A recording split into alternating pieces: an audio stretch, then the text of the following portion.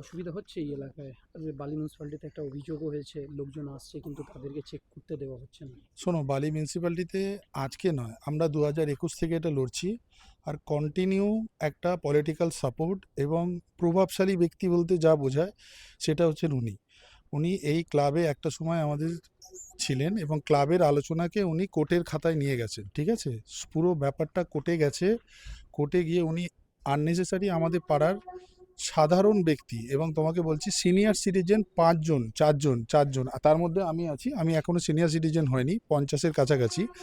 5 জন senior সিটিজেনকে intentionally উনি case দিয়েছেন, যাতে সিনিয়র সিটিজেন কেসে পড়ে যাবে একটা টেনশন, উনি ভয় পাইয়ে চমকে ধমকে, যেটা আগে সরকারের ছিল, উনি তাদের একজন সাপোর্টিং লোক ছিলেন। তোমাকে আমি দেখাতে পারি, এইখানে দেখো, এখানে ছিল, দেখো তুমি ভালো করে দেখে নাও তোমরা, এখানে ছিল অনুপ্রেরণা, এখনো কালারটা দেখলে তুমি বুঝতে পারবে যে সমস্ত অনুপ্রেরণা এই বাড়িতেই ছিল।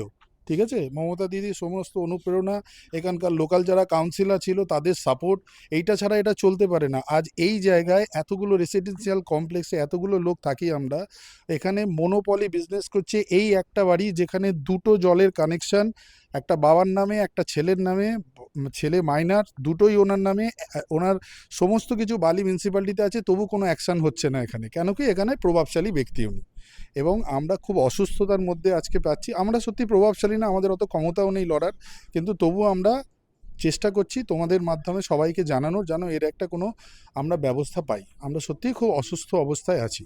কিভাবে ইএসআই ক্লিনিক এবং তার পাশে পোস্ট অফিস এগুলো চলছে? ইএসআই ক্লিনিক এবং এইগুলোকে এরা মিথ্যে করে কমার্শিয়াল দেখিয়েছে, সেমি কমার্শিয়াল দেখিয়ে এগুলোকে ভাড়া দেওয়া হয়েছে।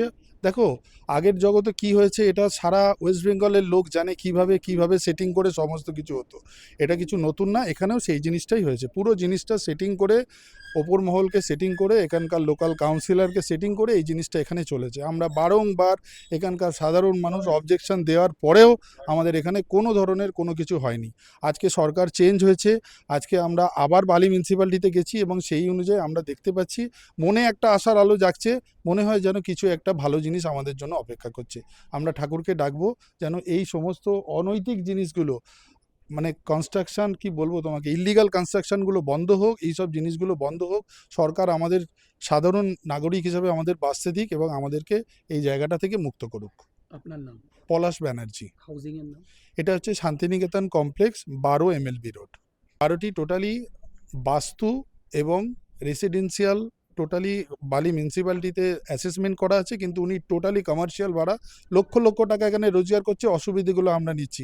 আমি তোমাকে দেখাতে পারি যে এই জায়গাগুলো যদি একটু তুমি কভারেজ করো, দেখতে পাবে কীভাবে ইল্লিগালভাবে এখানে বাথরুম পায়খানার সমস্ত করেছি, আর এই জলগুলো বাইরে বেরোয়, আমরা তিষ্ঠ হতে পারি না, আমরা এই রাস্তা দিয়ে যেতে পারি না, কি অবস্থার মধ্যে আমরা পাচ্ছি।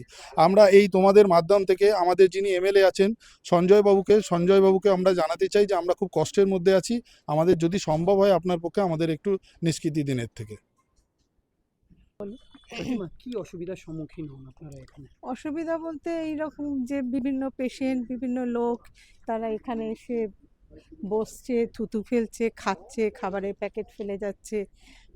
বাইরে বসে তারা অনেকক্ষণ ওয়েট করতে হয়, তখন রোগ তো তাদের ছড়াতেও পারে। তারপর রোগ ছড়াচ্ছে, বিভিন্ন রকমের পেশেন্ট আসছে, বিভিন্ন রকম পেশেন্টের বিভিন্ন রোগ।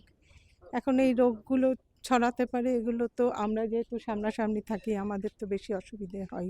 সবসময় জানলা দরজা বন্ধ করে জানলা রাখেন? দরজা আমাদের নিচেরগুলো সব বন্ধই থাকে, কারণ আমরা খুলতে পারি না। খুলবো কি করে? খুললেই তো সামনে এখানটায় লাইন দিয়ে লোক দাঁড়িয়ে আছে, ওখানে বারান্দার সামনে লাইন দিয়ে লোক দাঁড়িয়ে থাকে। খোলাটা একটু অসুবিধেই হয় আমাদের পক্ষে, জানলা দরজাগুলো। আপনার নাম? অনিন্দিতা দাস। হ্যাঁ, কাকিমা, কি অসুবিধা হচ্ছে এখানে? শুনছি 5-7 বছর ধরে খুব আপনারা আশা অসুবিধায় ধরে কি আছেন। 8 বছর 9 বছর হবে প্রায়। কি অসুবিধা অসুবিধা তো হচ্ছে? আছে, কারণ আমার বাড়ির সামনে, এই ঘরের সামনে, এখানে সবসময় যে সকাল, এটা 6টা থেকে লোক এসে হাজির হয়ে যায়।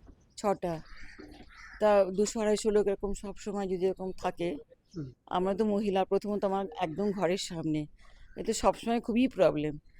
তারপরে এই পুরোটাই আমাদের লোকজন বসে থাকে, কেউ এখানে খাওয়া দাওয়া করছে, বসে বসে করছে, কি হবে, তারা তো সারাক্ষণ সকালবেলা আসছে, তাই না? মনের মধ্যে তো একটা ভয়ও থাকতে পারে ভয়, যে কখন কি হয়ে যাবে, কারা সেটা তো আছে। আছেই, সেটা তো আছে, বিভিন্ন ধরনের লোক আসে এখানে, বিভিন্ন ধরনের লোক। তাছাড়া ভয় বলতে আমাদের মেয়েদের পক্ষে তো রাস্তায় বেরোনোই অসুবিধা, এত ভিড় হয়ে থাকে এখানে সকালটা। তারা বাইরে থেকে আসে সব? হ্যাঁ, সকালে 12টা 1টা পর্যন্ত ভিড় হয়েই থাকে এটা। কতজন আসে প্রায় ডেইলি? তাও মানে সোমবার বেশি আসে, কত 100-150 তো হবেই প্রতিদিন, তার বেশি হয় মনে হয়। আচ্ছা, এরকম তারা লোক আসে। এই যে প্রবলেম রেসিডেন্সিয়াল তো জায়গা খুবই এগুলো হয়। এগুলো তারা নোংরাও করে। নোংরা তো করছে চারিদিকে, নোংরা করছে, থুতু ফেলছে, ফেলছে, তারপরে টয়লেট করে, সেগুলো তো করছেই। এগুলো তো আছেই। তাছাড়া বাড়ির লোক সবসময় একটা কমপ্লেক্সের মধ্যে, আমরা রেসিডেন্সিয়াল সব, আমাদের বাড়ি এখানে, এটা খুবই প্রবলেম। আর মেয়েদের পক্ষে তো আরো বেশি অসুবিধা, কারণ আমাদের সামনে ঘর, আমরা এই বেরোবো ঘর থেকে, একটু দাদা সরে বসুন, এই বারবার বলে বলতে হয়। বলতে হয় একটু সরে কিছু না, এখানে বসে থাকে তো ওরা, টিফিন খায়, বসে থাকে, এগুলো তো আছে, সব সময় প্রবলেম হয়, সব সময়। আপনার নাম? আমার নাম রমা মুন্সি। দাদা কি অসুবিধা হচ্ছে এই কমপ্লেক্সের মধ্যে এটা আপনাদের? পুরো রেসিডেন্সিয়াল কমপ্লেক্স, তার মধ্যে উনি একটা কমার্শিয়াল কাজ করে মানে সকলের, আমাদের যতগুলো প্লট হোল্ডার আছে প্রত্যেকের ভীষণ অসুবিধা করছে। এবং উনি যেহেতু প্রভাবশালী ব্যক্তি এবং প্রিভিয়াস যে রাজনৈতিক ছিল, তাদের ছত্রছায়া থেকে কমিশনার থেকে শুরু করে অন্যান্য যারা, তাদের সঙ্গে আতাত করে মানে টাকা পয়সা দিয়ে মানে এত বড় একটা আনঅথরাইজ কনস্ট্রাকশন তৈরি করেছেন। এবং এর ফলে আমরা প্রচুর অসুবিধা বোধ করছি। আমরা আশা করব বর্তমান সরকার এবং আমাদের মাননীয় মানে বিধায়ক সঞ্জয় সিং, উনি এটা দেখবেন, উপযুক্ত ব্যবস্থা নিয়ে আমাদের এখানকার যে 200-র মতন মানে লোক আছি, তারা এই অব্যাহতি থেকে বাঁচতে পারে। আপনার নাম? আমার নাম বিশ্বজিৎ গোলদার। দাদা কি সমস্যা হচ্ছে আপনাদের এইখানে ইএসআই ক্লিনিক আর পোস্ট অফিসের কারণে? প্রথমত কথা হচ্ছে এইখানটা রেসিডেন্সিয়াল এলাকা।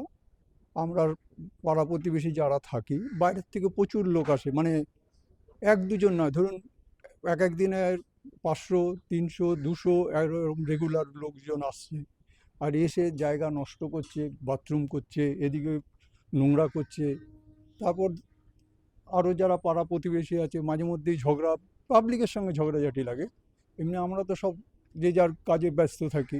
এবার ধরুন কেউ একটা গাড়ি রেখে ভেতরে গেছে, সে পেছনের লোক এসে আর যেতে পারছে না, এই গাড়ি কোথায়, গাড়ি কোথায়, এই লোক কোথায়।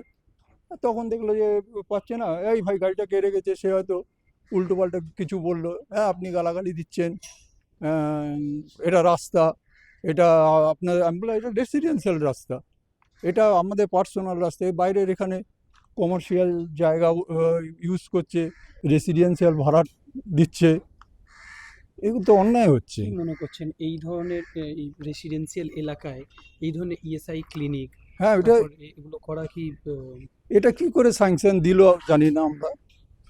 প্রথমত কথা, আমরা এসব সম্বন্ধে জানি না। এবার মিউনিসিপ্যালিটি মাঝে মধ্যে আসে, এসে দেখি ছবি টবি তোলে, ভাবলাম হয়তো অ্যাকশন হবে, কিন্তু কিছুদিন বাদে দেখি আবার।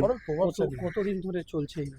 এটা তো মোটামুটি ধরুন 7 বছর? হ্যাঁ 5-7 বছর তো বটেই। 5-7 বছর ধরে হ্যাঁ আপনারা এই অসুবিধায় রয়েছে? হ্যাঁ, অসুবিধা তো বটেই। বাথরুম, ঘরের সামনে এসে কেউ বাথরুম করে ফেলছে, কেউ বমি করে ফেলছে। গুটখা পান করা খেয়ে ফেলছে। আপনার নাম? আমার নাম মনোরঞ্জন বণিক।